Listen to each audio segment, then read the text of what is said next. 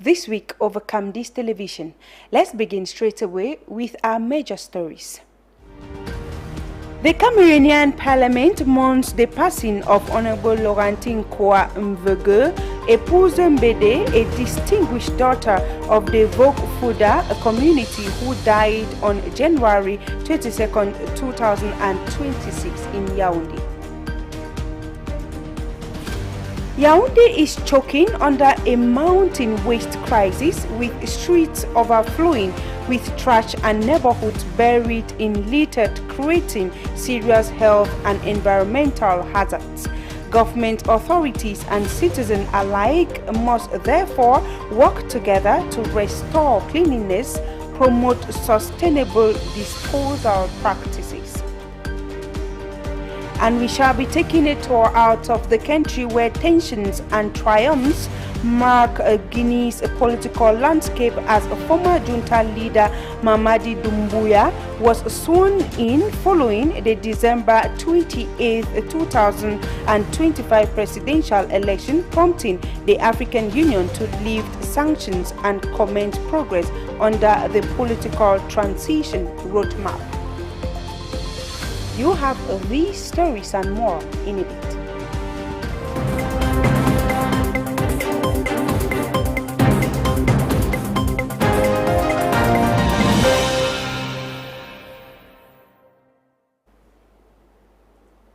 Thanks once more for joining us. We begin the news at the National Assembly, where in a significant development, members of the organizing committee of the 51st General Assembly of the Parliamentary Assembly of La Francophonie, APF, has officially been installed by Honorable Hilarion Etong, President of the APF Cameroon branch and Senior Deputy Speaker of the National Assembly. The ceremony at Paul Biya Grass House in Yaoundé marks a crucial step towards hosting the prestigious event scheduled to take place from July 7th to 12th, 2026. Bechantita has an in-depth of this story in the following report. The installation of the Organizing Committee for the 51st General Assembly of the Parliamentary Assembly of La Francophonie, APF, marks a significant milestone in Cameroon's parliamentary democracy. The events, scheduled for July 7th to 12th, 2026, will bring together over 400 delegates from the 4 major regions of La Francophonie world, providing a unique platform for dialogue, cooperation and exchange. The APF, with its 92 member parliaments and interparliamentary organization, plays a crucial role in promoting parliamentary democracy, democratic governance and human rights. Cameroon's hosting of the event is a testament to its commitment to these values and its growing influence on the international stage. Honorable Hilarion Etong, President of APF Cameroon branch and Senior Deputy Speaker of the National Assembly, has been instrumental in Cameroon's bid to host the event. His leadership has been recognized as a significant diplomatic achievement for the country, demonstrating its ability to organize and host major international events. The 51st General Assembly presents an opportunity for Cameroon to showcase its rich cultural diversity, promote its economic potential, and strengthen its ties with Francophone countries. The event will also provide a platform for parliamentarians to discuss pressing global issues, share best practices, and foster cooperation. Cameroon's hosting of the APF General Assembly reinforces its commitment to parliamentary democracy and international cooperation. The event is expected to attract investment, promote trade, and showcase Cameroon's economic potentials. The Assembly will provide a platform for cultural exchange, promoting mutual understanding and respect among Francophone nations. As Cameroon prepares to host this milestone event, it is essential to ensure that the 51st General Assembly is a success, reflecting the country's values and aspirations. The international community will be watching, and Cameroon has an opportunity to make a lasting impression. We remain at the National Assembly with this sad news. As you heard in one of our lead stories, the Cameroonian Parliament mourns the passing away of Honorable Laurentine Kouavugu Epouze Mbede, a distinguished daughter of Vok Fuda community in the Mefu and Afamba division of the Center region, who passed away on Thursday, January 22, 2026 in Yaoundé after a brief illness.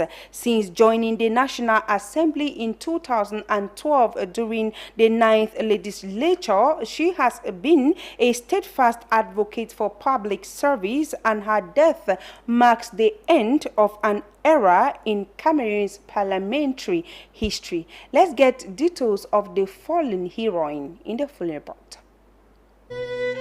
The National Assembly of Cameroon is in deep mourning following the death of Honorable Laurentine Kouavugu Epouze Mbede, who passed away on 22nd January 2026 in Yaoundé after a brief illness. A native of the Mefu and Afamba division in the Center region, she was the oldest serving member of parliament and a respected voice within the legislative institution. Born in 1945 in Cameroon, Honorable Laurentine Kouavugu was a trained teacher who devoted her life to public service. A committed member of the Cameroon People's Democratic Movement (CPDM), she began her political career at the grassroots level as a municipal councillor before being elected mayor of the Soa Council in 2002 in her native Mefu and Afamba division. Her leadership at the local level paved the way for her election to the National Assembly in June 2012 during the 9th legislature. In Parliament, she distinguished herself as an active and influential member of the Foreign Affairs Committee, where she served with dedication until 2024. Beyond politics, Honorable Laurentine Mbede was a passionate advocate for women's participation in civic and democratic life, notably through the Women's Democracy Project, which brought together women from all walks of life across Cameroon. Married in 1971 to late Professor Joseph Mbede, former Minister of Health, she was a devoted mother of 6 children. Her death leaves a profound void within the National Assembly in Mefu and Afamba and in the hearts of countless Cameroonians. She will be remembered for her wisdom, integrity, and lifelong commitment to the values of the Republic. May her soul rest in peace. We now talk something else, where the Cameroonian Association for Hygiene Assistance and Youth Integration is improving community health and development by promoting hygiene and sanitation. Through training, resources, and support for the women-led initiatives, the organization helps communities create practical solutions, boosting well-being and fostering social and economic growth. Details of this story from Edizang and Melanimbo. The Cameroonian Association for Hygiene Assistance and the Integration of Young People into Communities is a shining example of an organization that is making a tangible impact in the lives of communities. With a focus on hygiene and sanitation, the organization is working tirelessly to empower communities and promote better hygiene conditions. I'm so happy today. It's a great privilege for me to be a great mentor from the National Assembly Network of Entrepreneurship, Private Entrepreneurship. It gives me, the strength, to know that I can push it. I can give something to my young sisters and brothers, and I'm so happy because the head of state placed, this mandate on youth and women, and I'm sure that if they give us opportunity, we can do something better for our country. At the heart of their mission is the recognition that women entrepreneurs play a pivotal role in promoting hygiene and sanitation in their communities. By supporting and empowering these women, the organization is not only improving health outcomes, but also contributing to the economic and social development of these communities they serve. Que les jeunes suivent son exemple. Let young people follow her example. She is a role model. Young entrepreneurs today, we are not born entrepreneurs. we became entrepreneurs like Yvonne. I wish young people would follow in her footsteps. Les jeunes suivent ses pas. One of the key ways in which the organization is making a difference is through its support for women-led initiatives. The organization recognizes that women are often the driving force behind community development and that they are well placed to identify and address the specific hygiene and sanitation needs of their communities.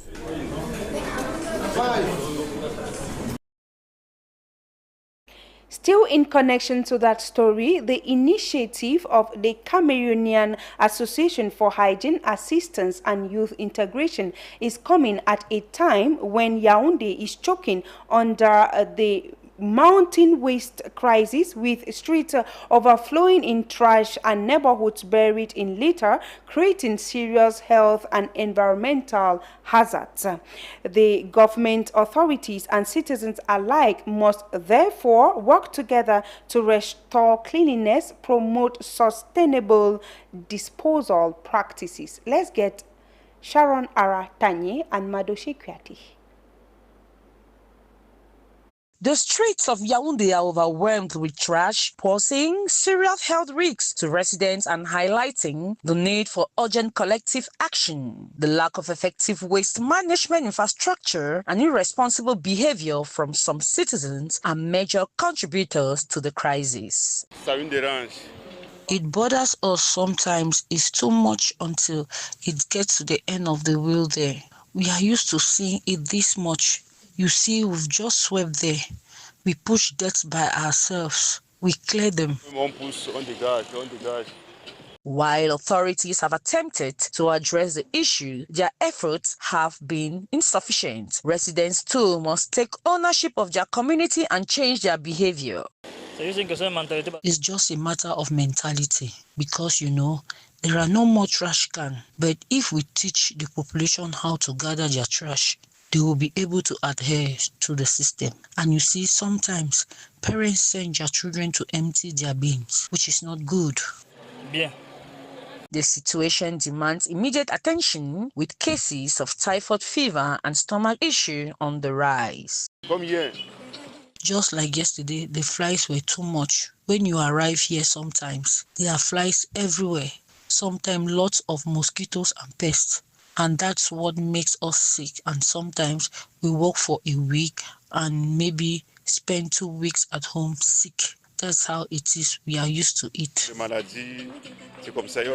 The onus is on both the government and citizens to work together to restore Yaoundé's cleanliness and transform it into a healthy, thriving city.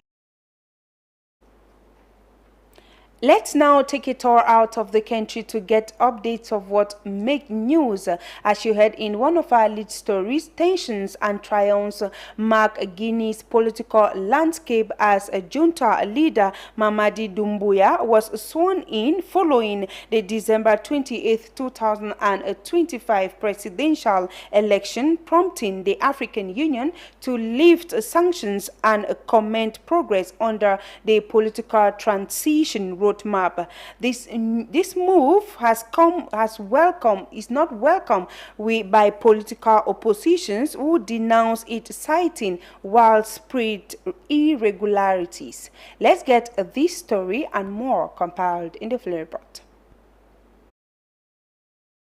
The African Union has lifted sanctions on Guinea following what it described as the successful conduct of the presidential election on December 28, 2025, congratulating former junta leader Mamadi Doumbouya on his victory and praising progress under the political transition roadmap. Doumbouya, who seized power 5 years ago by ousting the country's first freely elected president, was sworn in before tens of thousands of supporters on Saturday. However, critics, including civil society groups and opposition candidates, have denounced the election as a charade, citing widespread irregularities, while Doumbouya's rule has been marked by a crackdown on civil liberties, bans on demonstrations, and the arrest, trial, or exile of political rivals.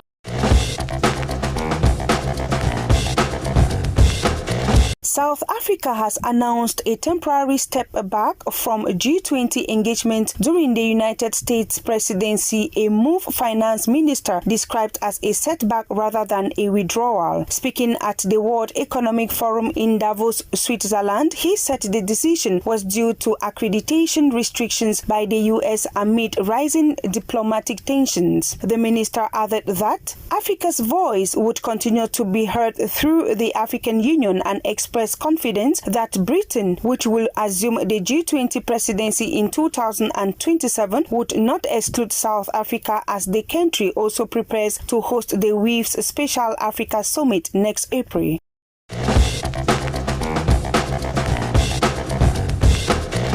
After weeks of crippling shortages, Mali is finally seeing relief as massive fuel imports begin to restore normalcy across the country. In just 10 days, more than 54 million liters of petroleum products were brought in through 1,192 tanker trucks, significantly boosting supply and easing pressure on service stations, where refueling rates rose to nearly 54% and long queues in Bamako and other cities started to disappear.